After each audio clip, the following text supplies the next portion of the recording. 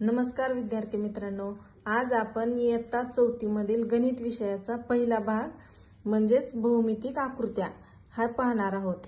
भौमितिक आकृत्यामध्ये कुठले कुठले पार्ट येतात तर पहिला आहे कोन, दुसरा आहे दुसरा आहे वर्तुळ आणि तिसरा आहे चौकोन, चौरस आणि त्रिकोण याविषयी माहिती सांगितलेली आहे। तर पहिल्यांदा कोन, तर कोनाचे इथं त्यांनी हे एक चित्र दिलेलं आहे, त्याच्यामध्ये लाल रेषेमध्ये दोन कोन दिलेले आहेत।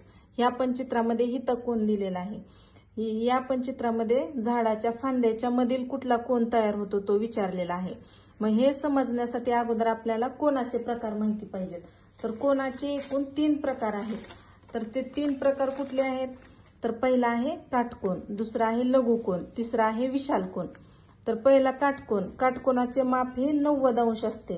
म्हणजे आपण जर माप कोन इथं ठेवला आणि असं बरोबर माप घेतलं तर हा वरचा बाण बरोबर 90 अंशावर येतो। नंतर दुसरा आहे लघुकोन, लघुकोन हा 90 अंशापेक्षा लहान असतो। आणि तिसरा आहे विशाल कोन, विशाल कोनाचे माप हे 90 अंशापेक्षा मोठे असते। मग आपण ह्याच्यावरून या चित्रात ते ओळखू शकतो का? हा पहिला कुठला कोन आहे? हा कोन लघुकोन आहे। इथं आपल्याला दिसतोय हा काटकोनापेक्षा लहान आहे। मग हा पण लघुकोन आहे आणि हा विशाल कोन आहे, हा लघुकोन आहे। झाडाच्या फांद्यामधील हे सर्व लघुकोन आहेत आणि हे सरळ आहे। म्हणजे आपण इथं पाहू शकतो की हा वरचा बाण म्हणजेच हा खांब आहे आणि आडवी रेष म्हणजेच इथला ही सरळ रस्ता आहे। तर या दोन्ही मधला कोन इथं कुठला कोन तयार झालेला आहे तर इथं काटकोन तयार झालेला आहे। तर अशाच प्रकारे आपल्याला दुसऱ्या पेजवर त्यांनी खिडकीच्या इथलं विचारलेलं आहे। तर इथं पण सरळ रेष आणि इकडं आडवी रेष म्हणजेच बरोबर आपण हे लंबरूप असं असेल तर त्याला काटकोन म्हणतो। नंतर पुस्तकाच्या कोपऱ्यातला पण हा कोन कुठला आहे तर काटकोनच आहे। मग हे उदाहरण झाल्यानंतर त्यांनी घड्याळाच्या काट्यामधील उदाहरण विचारले। तर या घड्याळामध्ये 3 वाजलेले आहेत। मग 3 वाजलेले आहेत म्हणजे त्याच्यात कुठला कोन झालेला आहे? काटकोन तयार झालेला आहे। आणि याच्यामध्ये 9 वाजलेले आहेत, याच्यामध्ये पण काटकोन झालेला आहे। मग अशाच प्रकारे इथं 3 घड्याळ दिले आहेत, त्याच्यात पण त्यांनी सांगितले की हे काटकोन आहे, हा लघुकोन आहे आणि विशाल कोन आहे।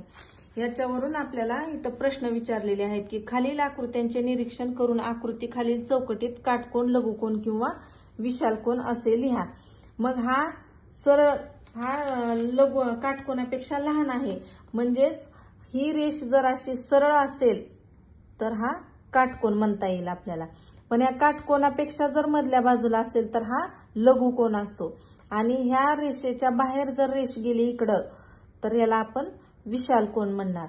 मग हा कुठला कोन आहे तर हा लघुकोन आहे, हा काटकोन आहे, हा विशाल कोन आहे,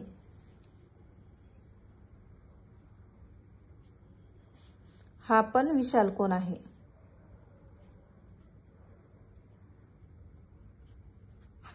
हा लघुकोन आहे। याच्यानंतर कोन आपल्या भौमितिक आकृत्यामधील कोन हा चॅप्टर संपतो। त्याच्यानंतर दुसरा आहे वर्तुळ। तर वर्तुळामध्ये आपण